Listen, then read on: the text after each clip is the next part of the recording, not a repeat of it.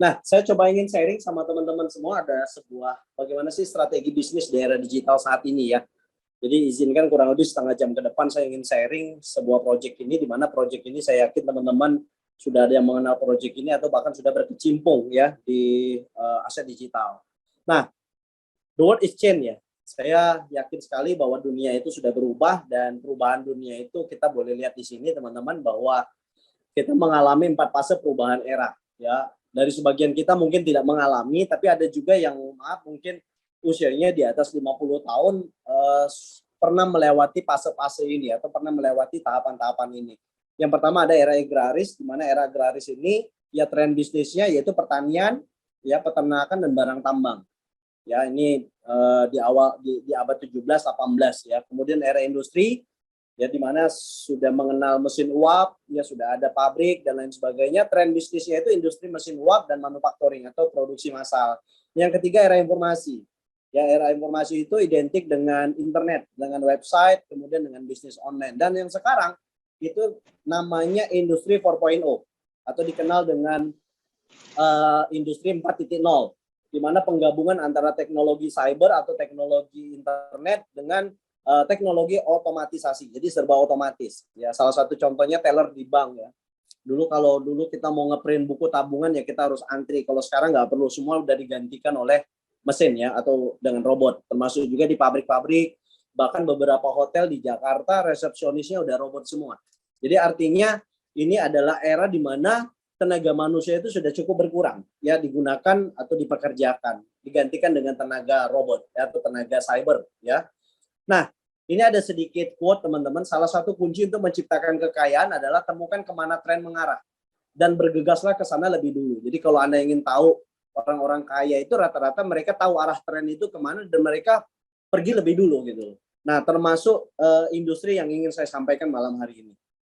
Nah, kita bicara digital bisnis ya. Kira-kira bisnis digital itu apa aja sekarang? Ya, ada edukasi teknologi ya, artinya semua serba boleh dibilang ya serba teknologi ya. Edukasi, contoh ada platform atau ada aplikasi Ruang Guru. Ya, kemudian travel, saya nggak perlu bahas ya travel karena teman-teman saya yakin sering traveling. Kemudian travel ya kayak Traveloka, health tech ya, kesehatan, teknologi kesehatan itu ada Hellodoc, kemudian food tech ya ada Grab, ada GoFood dan lain sebagainya. Kemudian ada e-commerce ya, online shopping ya, kemudian ada transport teknologi, kemudian ada fintech, financial teknologi, pinjol gitu ya, pinjaman online, itu bagian dari fintech. Kemudian agritech, jadi agrikultur teknologi, di mana kita bisa memiliki lahan tanpa harus bercocok tanam langsung karena bekerja sama atau berkolaborasi. Dan satu lagi ada yang namanya aset digital. Nah, aset digital ini apa sih gitu kan? Ini agak menarik nih. Ya, karena yang kita tahu aset ini selama ini fisik gitu. Nah, saya coba ingin sedikit sharing bahwa teman-teman, apa sih aset digital? Aset digital itu adalah yang selama ini dikenal oleh masyarakat umum, yaitu ya video, gambar, suara, dokumentasi gitu ya. Itu adalah aset digital. Dan seiring perkembangan zaman, itu yang namanya data pelanggan dan channel digital itu juga disebut sebagai aset digital.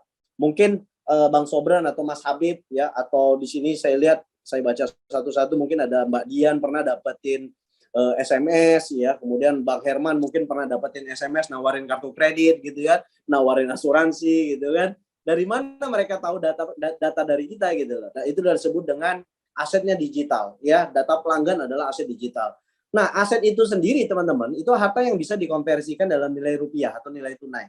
Yang kedua bisa dimiliki atau dikuasai oleh perorangan atau perusahaan yang kemudian dapat diperjualbelikan ya, kemudian juga aset itu sifatnya produktif ya dan bisa dipindah tangankan. Nah, saya akan lebih coba agak mengerucut lagi bahwa ada dua jenis aset ya, yang selama ini kita hanya tahu aset itu aset fisik ya, ada emas, tanah, properti, saham gitu ya. Selama ini kita hanya tahu itu gitu loh. Ya, orang yang punya tabungan emas ya nggak salah. Orang yang punya tanah, properti ya nggak salah gitu loh. Tapi itu hanya sebagian dari aset atau hanya sebagian kecil dari aset. Ya, itu disebut dengan aset fisik. Yang kedua ada namanya aset digital. Nah, aset digital sekarang ini, kalau kita pengen punya saham ya nggak perlu lagi kita harus ke bursa saham. Ya datang langsung ke perusahaannya nggak perlu. Kita cukup pakai marketplace-nya aja. ada Bareska, ada Finansialku, ada Bibit gitu ya. Kemudian platform digital YouTube, ya, Facebook, IG, TikTok, online shop, ya, itu adalah aset digital. Ya, kalau Anda tahu Atta Halilintar, siapa yang nggak kenal ya sama beliau, Atta Halilintar? Atta Halilintar di saat orang belum beramai-ramai atau belum menjadi tren menjadi YouTuber, ya beliau sudah duluan gitu ya. Beliau sudah duluan membuat konten, saya waktu itu ingat banget, yaitu Gen Halilintar, ya, keluarganya. Di saat orang lain belum euforia tuh, belum heboh tentang YouTubers, ya, tapi si Atta Halilintar lebih dulu, ya, lebih dulu ke arah tren ke sana gitu. Dan alhasil sekarang yang namanya Atta Halilintar itu tidak kurang penghasilannya 10 miliar dari AdSense di YouTube-nya. Dan ada satu lagi namanya NFT, ya, non fungible token, ya, mungkin kemarin heboh-heboh ada seorang anak muda, saya lupa namanya, yang dia rajin selfie dan fotonya itu beredar di dunia maya dan ditawar, ya. Itu disebut dengan NFT. Nah, kemudian ada satu lagi aset digital namanya aset cryptocurrency. Nah, saya tidak tahu teman-teman apakah teman-teman sudah pernah dengar dengan aset cryptocurrency, ya, apa itu Bitcoin, apa itu Ethereum, Doge, ya, The Greek Crypto Token, ya. Kalau teman-teman belum paham, saya coba sedikit sharing, ya. Apa sih aset digital cryptocurrency? Cryptocurrency itu adalah sebuah komoditas yang bisa diperjualbelikan tapi dia tidak punya wujud atau disebut dengan non tangible, ya. Jadi sifat fisiknya tidak ada secara fisiknya, tapi dia memiliki nilai. Itu disebut dengan cryptocurrency. Ya, cryptocurrency ini sudah berkembang sejak tahun 90-an. Ya, bahkan di beberapa negara maju itu sudah sangat berkembang sekali. Nah, kita mengenal cryptocurrency ini kurang lebih baru 10 tahun terakhir. Ya, dikenal oleh masyarakat global. Selama ini orang nggak tahu apa itu cryptocurrency. Nah, kripto itu sendiri itu berbasis atau boleh dibilang berasal dari kata namanya kriptografi. Nah, kriptografi ini sudah ada waktu zaman Perang Dunia Kedua, waktu Jerman mengirimkan pesan, ya, ke sesama pasukannya, itu menggunakan sistem namanya sistem kriptografi.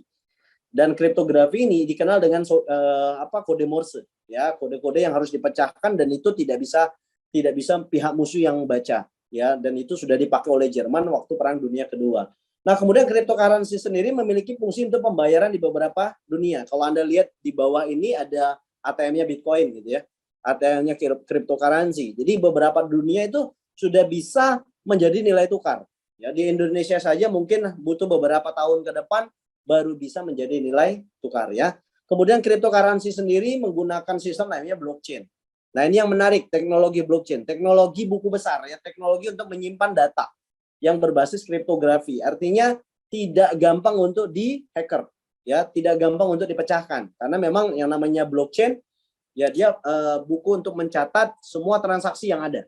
Kemudian cryptocurrency memiliki stabilitas harga di exchange, tingkat permintaannya, kemudian keamanannya, likuiditas, dan terdesentralisasi. Ya, terdesentralisasi ini artinya tidak ada pihak-pihak tertentu yang menguasai atau memonopoli dari produk blockchain itu sendiri. Ya, why cryptocurrency? Nah, ini yang menarik. Ya, kalau biasanya kita punya aset itu fisik, ya, sekarang kita coba memiliki aset digital. Nah, kenapa harus cryptocurrency? Yang pertama, ya, pengelolaannya mudah. Cukup menggunakan gadget, baik dari memperolehnya, memindahkannya, dan menyimpannya. Jadi cukup menggunakan gadget saja. Ya, yang kedua liquid. Ya, liquid ini artinya tanpa batas. Ya, lintas batas. Anda mau transfer kemana aja. Berbeda dengan barang fisik. Dan menariknya juga liquid ini contoh, kalau Anda punya sertifikat tanah atau Anda punya emas gitu, di tengah malam Anda butuh dana segar gitu, Anda mendadak butuh dana, otomatis Anda tidak gampang menjualnya. Ya, kalau Anda punya surat tanah, contoh Bang Herman gitu ya, Bang Herman Sunandar punya sertifikat tanah gitu, tapi butuh duit malamnya. Pertanyaannya mau jualnya kemana gitu kan? Ya, kalau Bang Herman punya emas, ya pertanyaannya besok pagi nunggu toko emasnya buka gitu kan? Betul kan? Berbeda kalau aset digital. Kalau aset digital itu kita butuh dana segar tengah malam, ya udah tinggal jual di market dan marketnya 24 jam. Ya, dan itu liquid. Bahasanya itu liquid itu gampang mencairkannya. Yang ketiga, pertumbuhan nilai ekonominya sangat tinggi. Yang keempat, transparan sekali lagi, ya. Jadi semua bisa dicek. Oke, saya lanjut. Nah, pendapat para ahli tentang cryptocurrency. Ya, baru-baru ini heboh ya Doge terbang. Ya, siapa yang punya Doge sekarang? Ya Elon Musk. Ya, Elon Musk salah satu pengusaha raksasa, ya pemilik dari Twitter, itu sudah mainnya cryptocurrency. Ya, yang kedua Rich Dad Poor Dad, ya pengarang buku Rich Dad Poor Dad, Robert Kiyosaki. Ya, itu juga menyarankan cryptocurrency. Ya, bahkan dia ya, di cuitannya gitu lah, mendingan beli Bitcoin daripada investasi di properti. Artinya cryptocurrency ini sudah membuka banyak mata pengusaha besar ya atau pengusaha-pengusaha raksasa untuk memilikinya bahkan menyimpannya. Kemudian ada presiden ya Rusia, ya El Salvador, kemudian negara-negara lain. Dan makin ke sini makin banyak sekali orang-orang yang menganggap bahwa cryptocurrency itu adalah sebuah komunitas yang harus dimiliki oleh setiap orang ya. Oke, saya lanjut. Nah, bagaimana sih meraih keuntungan dari aset kripto? Nah, kami memperkenalkan sebuah cryptocurrency karya anak bangsa, teman-teman, dan mudah-mudahan teman-teman klik malam hari ini melihat ini sebuah peluang ya. Nah, nama perusahaannya itu PT Konakami Digital Indonesia. Ya, kantor pusatnya alhamdulillah kebetulan di Palembang, di kota saya. Ya, kantor pusatnya di Palembang dan perusahaan ini secara legalitas itu sudah komplit banget. Ya, Anda boleh lihat di sini ada NPWP-nya, ya di sini ada SIUP-nya, kemudian izin komersial operasional, ada Kominfo, kemudian dari Haki ya hak ciptaan, ya kemudian ada nomor induk berusaha dan lain sebagainya. Ini lengkap, sangat lengkap sekali. Ya, jadi legalitas perusahaan ini bukan main-main dan ini perusahaan putih, bukan perusahaan abu-abu atau maaf dalam tanda kutip money game, bukan. Ya, ini perusahaan yang betul-betul berbasis cryptocurrency, ya. Nah, perusahaan PT Konakami Digital Indonesia, ya ini CEO-nya adalah seorang anak muda bernama Dobi Lega Putra. Ya, saya boleh bilang ini anak muda yang sangat brilian idenya, ya di mana beliau membuat sebuah software dan membuat sebuah komunitas cryptocurrency, ya yang disebut dengan DCT. Nah, Dobi ini kembali lagi seorang anak muda dan waktu diresmikan atau waktu perusahaan ini pertama kali rilis itu langsung boleh dibilang dihadiri oleh Wamen, wakil menteri ya Dr. Jeffrey Sambuaga yang kemarin habis acara di Bali ya, kalau nggak salah masih acara nih ya, kemarin sama hari ini kalau nggak salah masih acara di Bali, yaitu acara sekumpulan orang-orang mengenai tentang blockchain. Ya, itu pada kumpul semua di Bali ya beberapa hari terakhir, termasuk hari ini ya kalau nggak salah. Nah, ini beliau bersama CEO bersama Wamen ya, Wakil Menteri Perdagangan. Oke, nah DCT sendiri ya atau Degree Crypto Token ya di bawah naungan PT Konakami Digital Indonesia ini itu secara boleh dibilang sepak terjangnya di Indonesia lah ya. Sejak kena pajak kembali lagi ya kripto ini sudah legal. Tapi kembali lagi tidak semua kripto legal di Indonesia. Ini data saya. Silakan Anda buka di bapepti.go.id, ada 383 aset kripto yang boleh diperdagangkan di Indonesia. Ya, salah satunya adalah ini Degree Crypto Token. Ya, di nomor 368. Ini ada namanya Degree Crypto Token. Nah, ini sudah fix kita mendapatkan izin dari Bapepti. Dan sekali lagi DCT aktif banget dalam acara nasional maupun acara-acara internasional untuk mendukung bahkan mensponsori acara-acara tersebut. Dan acara di Bali kemarin ya sama hari ini itu juga salah satunya sponsornya adalah perusahaan Degree Crypto Token ini. Dan PT Konakami Digital Indonesia menjadi perusahaan yang mempelopori pajak ya, pajak jasa penambangan aset kripto. Dan 10 token lokal baru yang lulus persyaratan Bapepti, salah satunya adalah Degree Crypto Token. Ya, di situ ada Anocoin, kemudian ada PTU token. PTU token itu punya pintu. Ya, punya pintu. Kemudian ada kunci ya dan lain-lain, ya. Kemudian secara halal ya. Alhamdulillah kripto ini sudah masuk dalam tingkat halalnya luar biasa karena ada akad jual belinya di sini. Oke, saya lanjut. Data dan fakta. Nah, ini mengenai DCT ya, mengenai data dan fakta. Degree Crypto Token ini sendiri itu sudah tercatat di CoinMarketCap. Kemudian kita menggunakan blockchain TRC20 atau dikenal dengan Transcan ya. Kemudian kita sudah lulus audit dari Certic dan Telesker. Nah, kalau Anda baca di sini ya silakan. Mungkin Bang Sobran bisa mengartikannya ya. New audit is complete. Degree crypto.com as a result of the audit. No error will found that affect the security of user fund on the contract. Jadi ini audit yang baru, dia bilang gitu, sudah auditnya sudah komplit, sudah selesai dan tidak ditemukan hasil ya dari audit itu tidak ditemukan hasil yang error, tidak ditemukan yang punya dampak bahwa dari tingkat keamanan termasuk kontraknya itu bermasalah. Ya, itu tidak ditemukan. Atau boleh dibilang bahasa sederhananya tidak ditemukan kemungkinan scam. Begitu bahasa sederhananya. Ya, seperti itu. Saya lanjut. Nah, bagaimana cara mendapatkan keuntungan dari DCT? Nah, saya sudah mulai masuk nih, ya, ke dalam poinnya. Ya, yang pertama ada holding, trading, lending, dan mining. Saya tidak bahas holding, tapi bisa nggak holding? Bisa. Bang Herman beli koinnya di market, habis itu simpan. Holding, nahan. Ya, nggak perlu dijual gitu loh. Holding, nahan. Tahan aja. Kalau teman-teman dulu beli Bitcoin tahun 2013 gitu ya, tahan aja. Harga turun tahan gitu ya. Puncaknya kemarin 2021.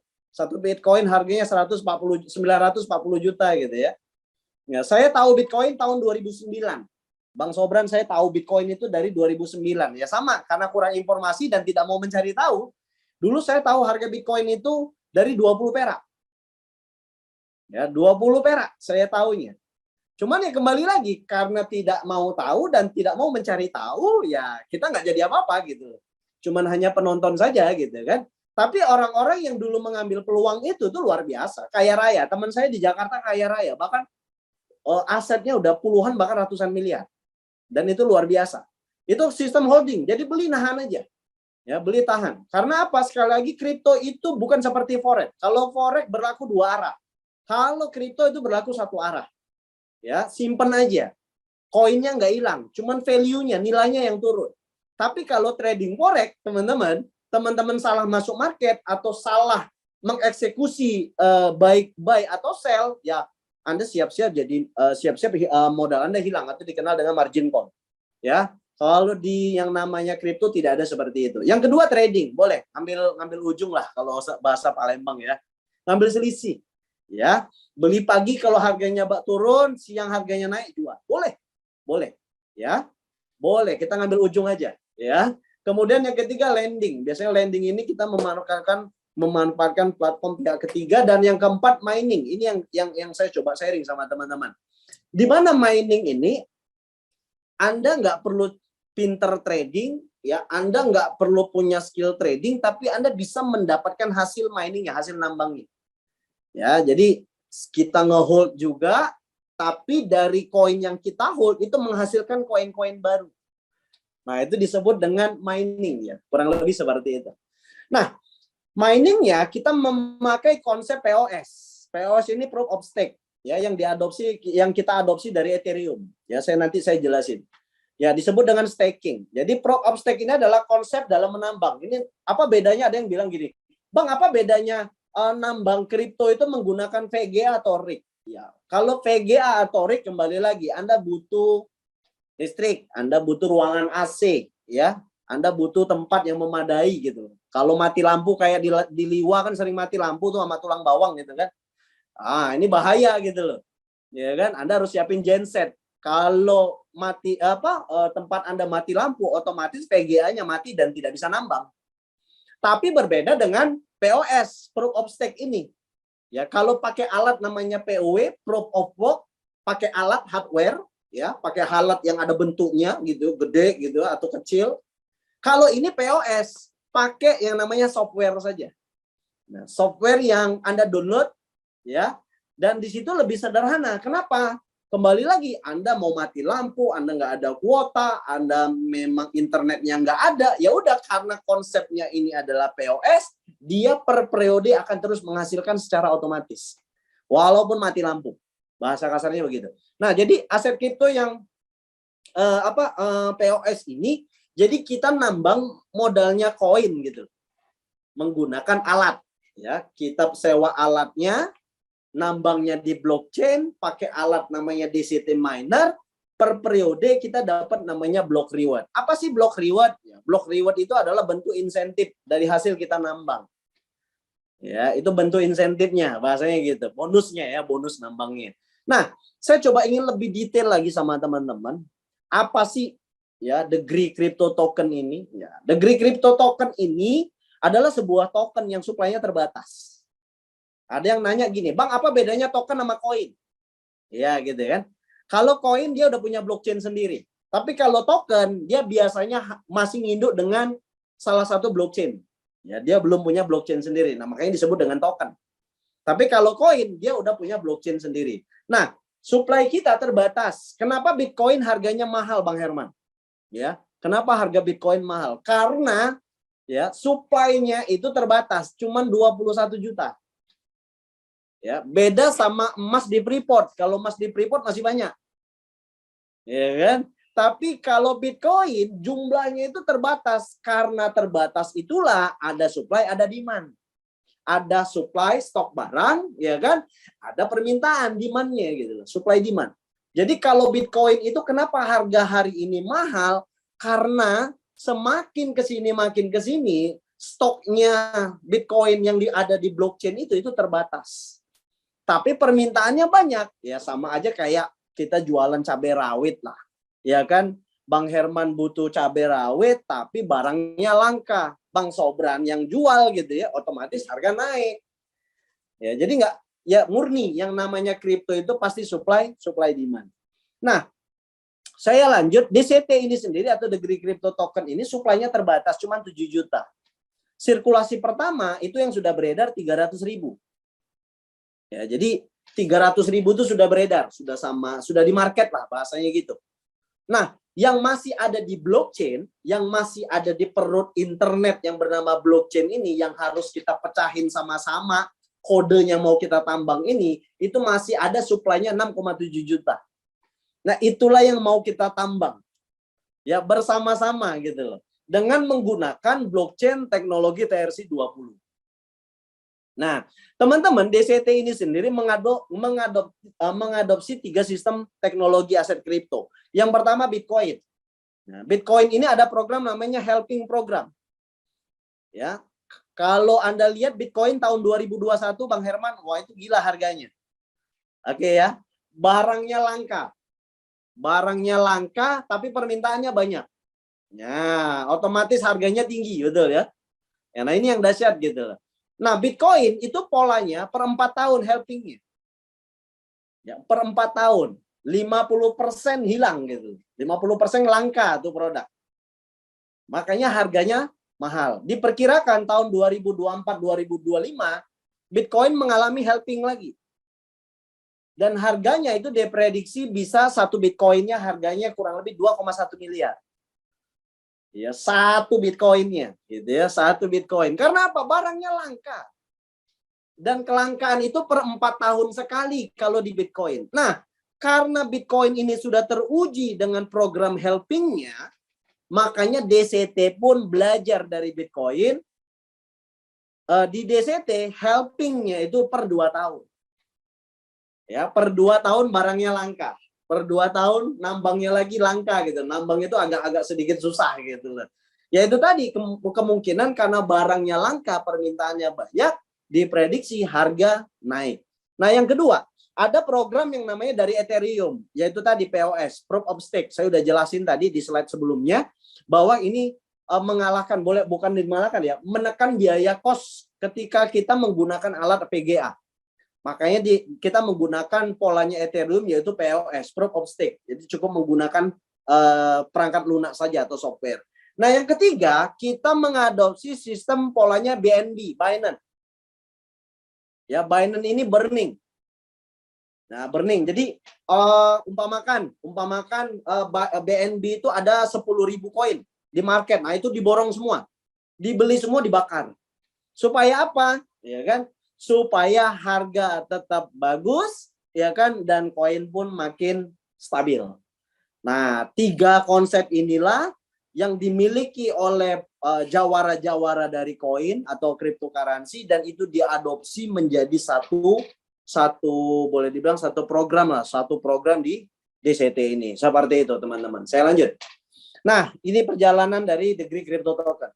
Ya, di 1 tahun pertama ya itu harganya itu 126.000. Wah, ya di apa pre-sale ya. Di pre-sale-nya itu harga perdanya 126.000. 1 tahun kemudian jadi 1,5 juta Bang Herman. Ya kan, kira-kira berapa kali lipat itu ya, 1000% naiknya, betul ya? Jadi itu naiknya luar biasa gitu. Dari 126.000 awal DCT ini ada free sale-nya, 1 tahun kemudian itu kurang lebih 1 juta, 1,5 juta. Nah, per hari ini berapa harganya gitu? Kita langsung buka aja. Oke.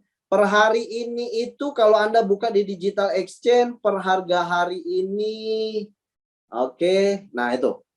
Nih. 5.949.000. Kurang lebih 6 juta sekarang. Dan mungkin saya boleh, ya saya nggak mau overclaim, ya. Cuman saya boleh bilang sama teman-teman bahwa DCT ini dalam perjalanannya hampir 3 tahun, belum pernah balik ke angka 1,5. Apalagi ke 126.000, Bang Sobran. Balik ke menyentuh harga 1,5 aja belum pernah. Apalagi harga dasar 126.000. Nah, DCT belum pernah. Ya, paling rendah DCT di angka 2,4-2,5 juta per satu koinnya. Ya, sekarang sudah 6 juta. Ya, saya 2 bulan lalu itu beli di harga 4.300.000. Istri saya beli di harga 47. Sekarang udah harganya 6 juta. Oke, saya lanjut. Nah, ini teman-teman, saya akan kenalin ya salah satu produk untuk kita nambang namanya DCT Miner X1, di mana mesin ini ya bisa Anda isi 0,1 sampai dengan 10 DCT. Ya, Anda bisa isi kapasitasnya dari 0,1 sampai 10 DCT. Nah, apa fungsinya Anda isi gitu loh. Kalau Anda cuma beli alat, tidak Anda isi dengan koinnya atau dengan tokennya, otomatis dia nggak bisa nambang. Ya, ibarat kata mau nambang DCT ya modalnya harus DCT. Ya gitu. Jadi pancingannya gitu. Anda mau dapat koin, ya modalnya pun harus koin.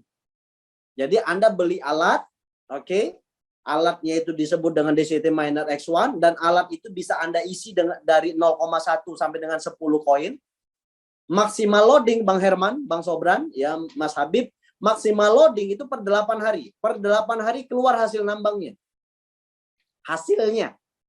Oke, dan 8 hari itu hak Anda. Anda mau masukkan lagi untuk nambahin modal nambangnya, atau Anda mau jual ke market.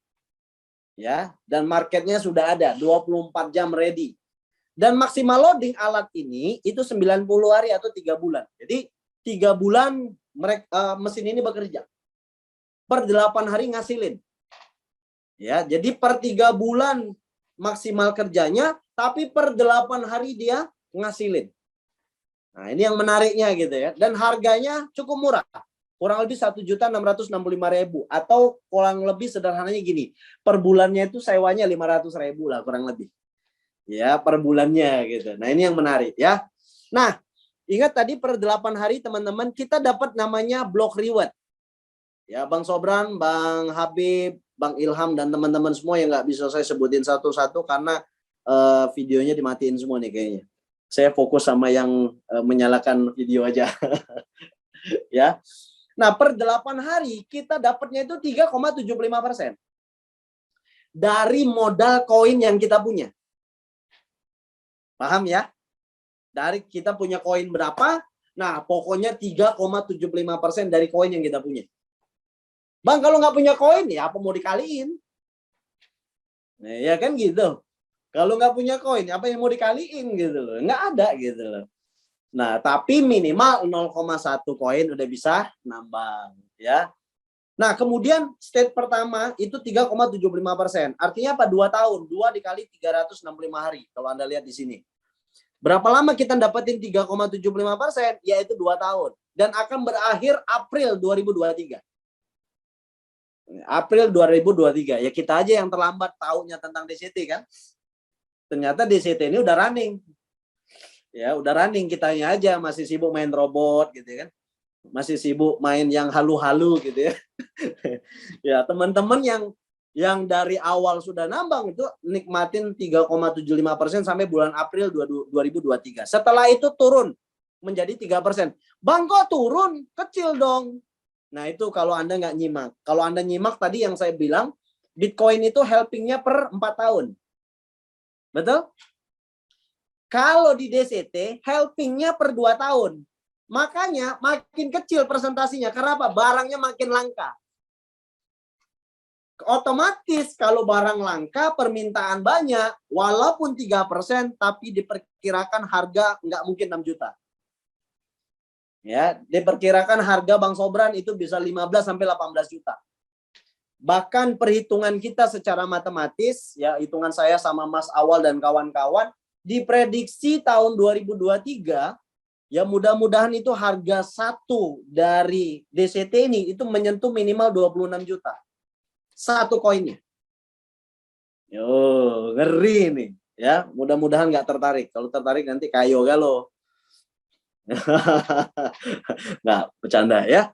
Oke, nah kemudian state pertama 3,75% selama 2 tahun, state kedua 3% selama 2 tahun, turun lagi 2,5%, turun lagi 2%, turun lagi 5%, sampai 7 state.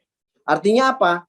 Kurang lebih 14 tahun diperkirakan. Ingat ya, Mas Habib, Bang Herman, Bang Sobran, dan teman-teman yang lain, Pak Joko, ya, diperkirakan 6,7 tadi suplainya itu akan habis 14 tahun ke depan.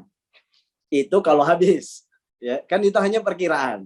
Tapi secara ilustrasi, ya Bitcoin aja dengan supply 21 juta, sekarang sudah jalan 13 tahun, 12 tahun, hampir 13 tahun. Dan itu masih menyisakan stok yang cukup banyak ya, masih sekitar 1,8 juta lagi stok Bitcoin di blockchain.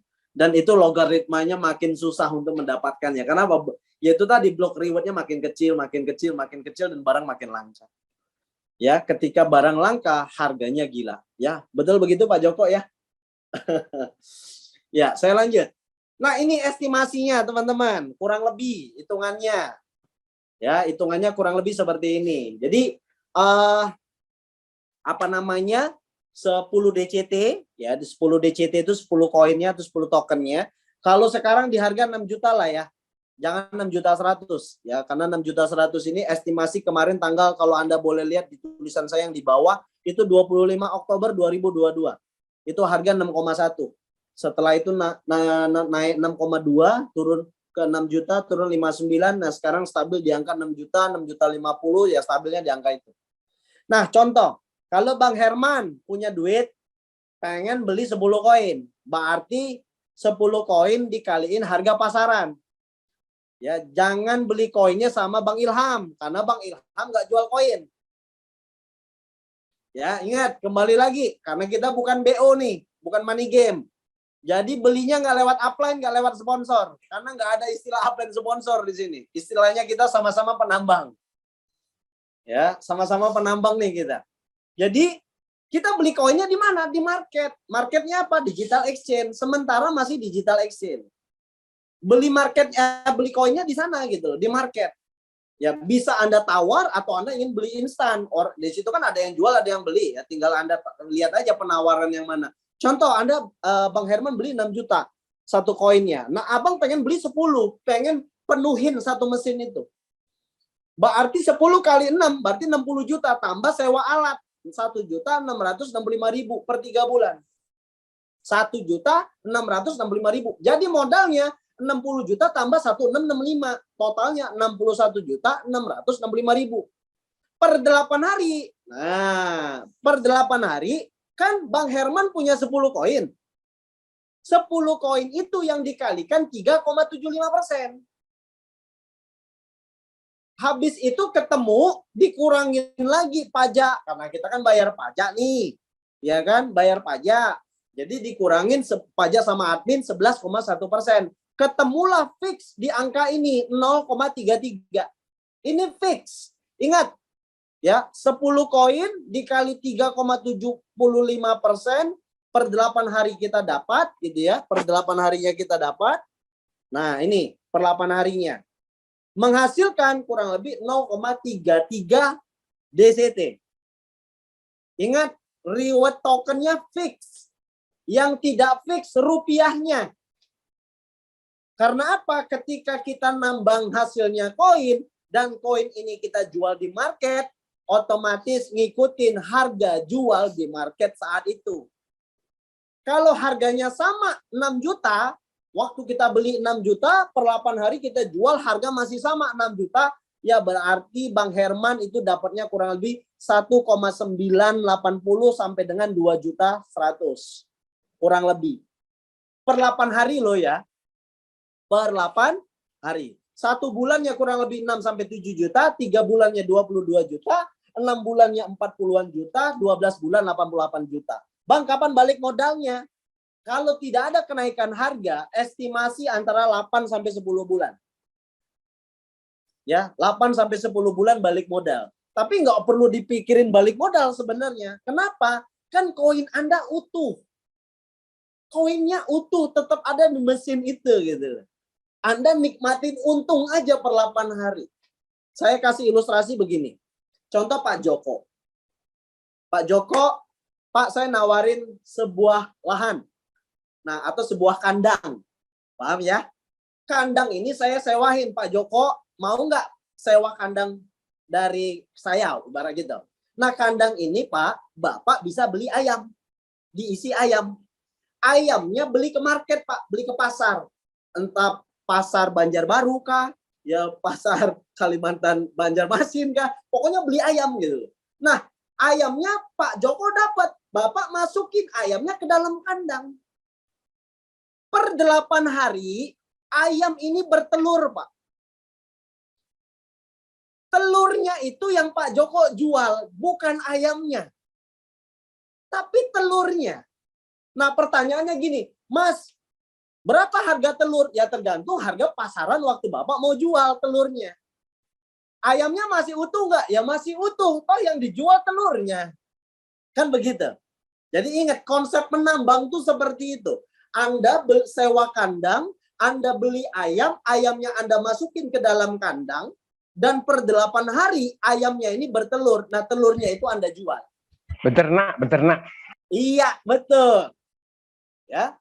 Nah, pertanyaannya Pak Joko, per 3 bulan, kandang ini arep di-maintain, Pak. Arep diresekno. Ya kan, mau dibersihin, mau di-maintain, nah per 3 bulan. Tapi enggak ngurangin. Ingat, enggak ngurangin ayamnya. Telurnya. Ada juga pertanyaan gini, Pak, kalau pengen telurnya banyak, piye? Ya ayammu piro? Pitikmu piro? Kalau pitik ya siji, tunggal mawon, ya hasilnya ya kecil. Tapi kalau pitik ya enak 10, ayamnya ada makan 10, ya hasilnya maksimal. Gimana Bang? Ya, nyambung ya.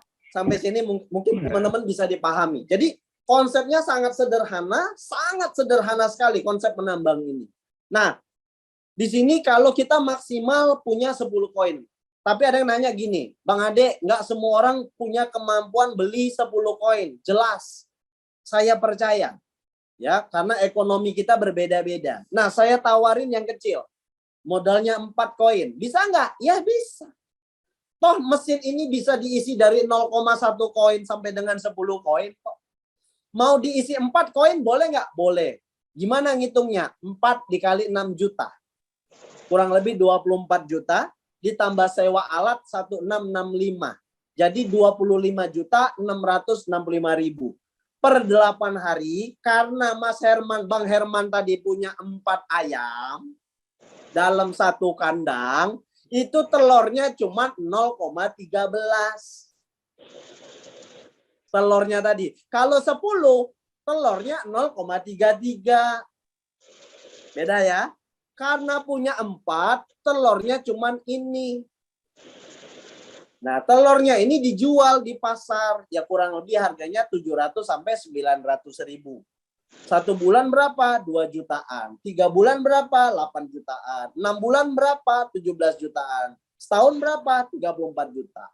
Nah, pertanyaannya gini. Boleh nggak Bang? Kalau saya isi 1 koin aja dulu.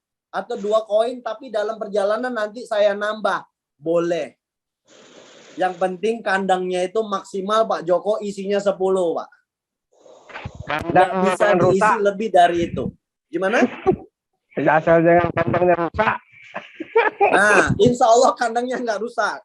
Ya kan? Karena kandangnya software bentuknya. Legalitas kandangnya oke. Dan sudah nggak ISO nambang, ya kandangnya ya. Nambang kandangnya rusak nggak nambang? Iya, saya lanjut teman-teman. Nah ini kurang lebih estimasi perhitungannya. Kalau saya pribadi sederhana sih berpikirnya gini. Anda mau mulai satu koin pun nggak ada masalah. Karena kami tidak dapat apa-apa. Bang Herman, Mas Habib, Pak Joko, Bang Ilham, teman-teman yang lain nggak bisa saya sebutin satu-satu. 1 sen pun saya tidak dapat koinnya Anda. Karena Anda beli koinnya bukan sama saya. Tapi belinya di market. Kalau orang bilang, Pak, resikonya apa? Resikonya ketika Anda mau jual telur, harganya turun. Itu aja. Ya, itu aja. Nggak ada resiko yang lain. Pak, mungkin scam nggak? Scam gimana? Karena nggak ada beban sistem. Ya kan, perusahaan nggak makan koin. Saya selaku penginformasi nggak makan koin Anda. Karena murni belinya di market. Nah, seperti itu. Jadi, insya Allah kalau kemungkinan scam, ya saya bilang kecil kemungkinan. Apalagi ya DCT ini sudah di smart kontrakkan. Nanti saya tunjukin semua sama teman-teman. Saya lanjut. Nah, ini peraturannya.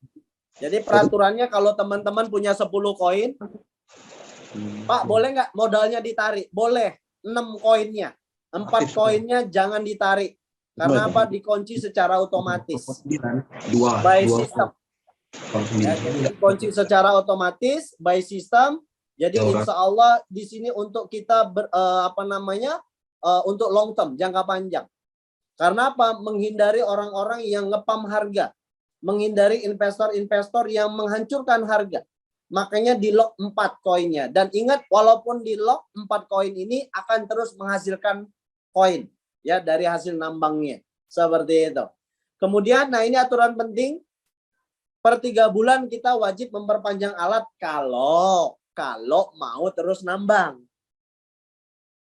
Kalau nggak mau nambang, ya kan, 90 hari Anda tidak perpanjang, Anda masih dikasih waktu selama 90 hari ke depan. Tapi berhenti menambang sudah tidak ngasilin. Anda masih dikasih tenggang waktu, ya ibaratnya kartu perdana ya Pak Joko ya. Nggak diisi pulsa, nggak bisa nelpon, nggak bisa ngapa-ngapain. Tapi isi urep masih hidup, ya kan, dikasih tenggang waktu, lewat dari tenggang waktu yang meninggoy kartunya, ya kan. Sama di sini juga kalau nggak diperpanjang alatnya dalam waktu 90 hari ke depan, itu otomatis mesinnya hangus, koinnya hangus, ya, dan itu di burning, masuknya ke black wallet atau ke black hole.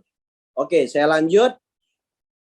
Nah, monggo nanti teman-teman ya boleh ada 3 poin yang teman-teman harus siapin ketika mau mulai nambang. Yang pertama, download mesin minernya, yaitu di Digitals, pakai S ya, digitalscommunity.co.id. Di situ tinggal di-download. Setelah itu beli pin aktivasinya sama orang yang mengundang Anda atau sama BC, Business Center. Yang ketiga, beli koinnya di digitalexchange.id. Bisa juga di Sunswap atau di Latoken. Ya. Habis itu nanti kita pandu bagaimana cara mulai menambangnya. Saya lanjut. Nah, ini keuntungan yang luar biasa. Kok Bang Ade semangat banget sih gitu ya. Padahal Bang Ade nggak dapat koin apa-apa tuh ketika ngajakin orang. Betul. Tapi kami sebagai orang miner atau menambang ya, kita dapat keuntungan itu bukan dari koinnya teman-teman kita. Tapi kita dapat bagi hasilnya itu atau sharing profitnya itu dari penjualan alat tadi. Penjualan software tadi senilai 1665. Nah, di sini ada kue yang cukup besar, teman-teman, yaitu keuntungan sebagai distributor atau agen. Ya, agen kota atau agen provinsi. Ini mendapatkan diskon 20% dari total pembelanjaan produk atau penjualan produk alat tadi. Alat tadi baik orang untuk memperpanjang alatnya atau yang kedua untuk orang yang baru ingin mulai menambangnya. Jadi kita stok alat dan kita dapat diskon 20%. Nah, di sini teman-teman ya, keuntungan kita sebagai orang yang aktif. Ada yang WA tadi, Bang, kalau modal 3 koin saya mau pasif boleh nggak? Ya boleh lah. Silakan kalau mau pasif. Ya kan? Pasif cukup menikmati 3 koin Anda aja. 3 dikali 30 3 dikali 3,75% dikurangin pajak ya kurang lebih dapatnya 0,08. Ya per 8 hari silakan, nggak apa-apa. Tapi kalau Anda mau aktif, nah di sini ada jatahnya juga. Contoh, kalau Anda beli 2 mesin sekaligus dalam satu nota atau dalam sekali transfer, Anda dapat potongan diskon 7% dari alat. Bukan dari koin, karena dari koin nggak dapat apa-apa Bang Herman. Ya kan? Yang kedua, diskon 10% kalau beli 3 alat. Diskon 13% kalau beli 4 alat. Diskonnya 3%. Ini diskon potongannya di awal. Jadi Bang Herman beli 2 mesin, diskon 7%. Jadi langsung diambil tuh Bang 7%-nya. Nggak perlu masukin ke sistem kayak MLM. Kalau si MLM harus diinput dulu segala macam. Enggak, ini potong aja di muka selesai. Jadi Pak Joko nggak ribet ya Pak Joko ya. Langsung potong di depan Pak. Untuk duit ngopi, table talk bisa langsung nongkrong di depan, potongnya di depan. Nah ini, kalau kita belum punya alat, tapi kita sudah pengen cerita atau pengen aktif, kita belum nambang. Bang Sobran belum nambang. Karena faktor buntu tadi mungkin ya. Belum nambang, umpamakan. Belum nambang. Tapi sudah mau aktif, boleh. Ya kan? Kalau bisa jualan 2 alat, diskon 5%. Jualan 3 alat, dapat 7%. Jualan 4 alat, dapat 10%. Jadi tenang aja gitu loh. Walaupun kita belum nambang, tapi sudah bisa jualan alat tambang, ya dapat bonus juga. Oke ya, sampai sini bisa dipahami. Saya lanjut. Nah ini insentif khusus orang yang sudah menambang. Nah, kalau Bang Sobran belum nambang, belum bisa ke jenjang ini. Tapi bisa ke sini aja. Nih, reseller. Bisa dia ke sini. Tapi bagi yang sudah mulai nambang, dia bisa ada jenjang karir. Contoh, Pak Joko penjualannya 1 bulan 25 juta. Alat ya Pak Joko ya. Alat nggih. Bukan koin. Karena koinnya nggak beli ke kita, kalau belinya ke market. Oke. Ada omset 25 juta rupiah per bulan. Berarti Pak Joko dapat 9%, Pak. Ya, dapatnya 9%. Kalau total penjualan tim Pak Joko, bukan penjualan Pak Joko pribadi, ya, tapi penjualan grup mencapai 150 juta per bulan, dapat tambahan 6%. Jadi totalnya sudah 15%. Dengan syarat belum ada leader ambassador atau nasional ambassador dengan peringkat yang sama. Kalau peringkatnya sama, dia ke break. Ya, dia ke break. Kurang lebih seperti itu. Nah, kemudian ketika omsetnya 500 juta, sekali lagi 500 juta ini bukan omset sendiri, tapi omset tim. Ya, nggak perlu di kedalaman berapa, ya kan? Minimal ada 3 jalur aktif aja. Anda punya omset 500 juta, otomatis Anda brand ambassador dapat tambahan 5%. Dan yang terakhir, master brand ambassador punya omset total grup 3 miliar. Dapat tambahan 3%. Nah, di sini saya agak tergugah teman-teman. Kenapa saya semangat jalanin PT Konakami ini, DCT ini, khususnya untuk aktif. Kenapa? Karena saya punya pengalaman cukup lumayan lama di per MLM-an, ya, di dunia multi level marketing. Mohon maaf, saya bukan maksud menggurui. Saya di MLM itu dari tahun 2003. 2003 itu kalau sekarang ya sudah hampir 20 tahun. Ya, saya pernah di insuran juga. Ya, saya pernah di insuran juga, closing sekali makannya bisa sampai 5 tahun gitu kan, bisa. Ya. Dari perjalanan pengalaman itu saya belajar dari dunia networking atau dunia MLM. Nah, di mana kalau MLM kita harus terus ciptakan omset. Betul ya Pak ya, Pak Joko ya? Kalau MLM itu harus ciptakan omset. Omsetnya dari mana? Dari orang yang join baru atau yang kedua dari repeat order. Nah, pertanyaannya kalau di MLM tidak semua orang mau repeat order. Nah, ini kesulitannya. Ya kan? Maaf kalau skincare gitu, repeat ordernya di mana? Iya kalau cocok. Kalau nggak cocok dia nggak repeat order. Ya, itu kelemahan kita di produk. Belum lagi maaf produk-produk persaingan kompetitor ya, produk-produk saingan gitu ya, kompetitor. Nah, itu akan sulit lagi kita untuk mendapatkan repeat order. Nah, di sini saya berpikir, oh, kalau di sini kita ada namanya auto RO. Kenapa saya bilang auto RO, teman-teman? Contoh, Bang Herman. Bang Herman kerja bulan pertama, bangun jaringan, bangun tim. Kerja bulan kedua, bangun jaringan, bangun tim. Bulan ketiga kerja, bangun jaringan, bangun tim. 3 bulan aja. Udah stop, Bang Herman. Nggak perlu ngapa-ngapain, pensiun. Kenapa saya bilang pensiun? Karena omset Bang Herman di bulan pertama akan berulang di bulan keempat. Karena orang memperpanjang mesin. Dan ketika orang memperpanjang mesin, otomatis Bang Herman akan dapatkan insentif yang sama seperti bulan pertama. Otomatis. Nah, bulan kedua akan memperpanjang alat di bulan kelima. Bulan ketiga akan memperpanjang alat di bulan ke-6. Bulan keempat akan memperpanjang alat bulan ke-7. Bulan kelima memperpanjang alat di bulan ke-8. Bulan ke-6 memperpanjang alat bulan ke-9. Bulan ke-7 memperpanjang alat bulan 10. Bulan 8 memperpanjang alat bulan 11. Sampai kapan? Sampai dia berhenti nambang. Tapi selagi dia masih nambang, apalagi sesuai state-nya kita tadi, 14 tahun, berarti Pak Joko bisa nikmati bonus insentif itu selama 14 tahun tanpa putus. Dan itu auto RO terbaik menurut saya. Ya kan? Tanpa harus jualan produk, tanpa harus ngejar-ngejar. Mas, jangan lupa ya order produknya. Enggak. Mas Habib, kalau 3 bulan lagi mesinnya mau mati sama Pak Joko, mau mati alatnya, palingan ngebel saya. Mas Ade, alat saya udah mau habis, mau perpanjang. Betul, dan itu menarik sekali. Karena apa? Enggak diperpanjang alat itu, enggak nambang. Ketika enggak nambang, enggak entuk sing wolung dino. Enggak dapat yang 8 hari. Iya toh? Enggak dapat 8 hari, ya kembali lagi resiko ditanggung masing-masing, ya kan? Nah, ini kenapa membuat saya sangat excited sekali sama ini, punya program, punya plan yang pasti saya sudah melihat di sini luar biasa. Ya.